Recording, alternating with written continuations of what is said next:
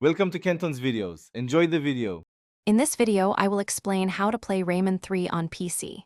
First, ensure your computer meets the minimum system requirements for the game. Rayman 3 is an older title, so most modern PCs will easily exceed these. However, having at least 2 gigabytes of RAM and a graphics card with 128 megabytes of video memory is a good baseline. This ensures a smooth experience from the start, letting you jump into the adventure without technical hiccups. The most straightforward way to get Rayman 3 is through digital storefronts. Platforms like GOG.com often provide versions pre-configured for modern operating systems, simplifying the process significantly. After purchasing, simply download the installer and run it. The installation wizard will guide you through the steps, typically taking only a few minutes.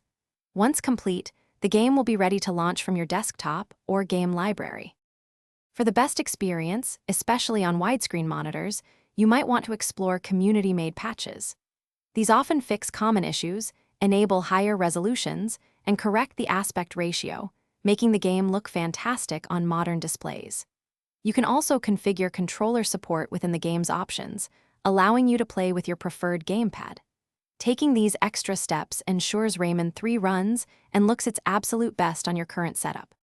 Should you encounter any technical difficulties, don't worry. Many online communities and forums dedicated to Rayman 3 offer solutions for common problems. Sometimes, simply running the game in a compatibility mode for an older Windows version can resolve issues. Remember to save your progress regularly.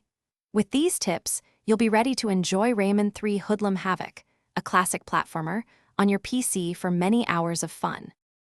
Thanks for watching. Consider subscribing if we helped you.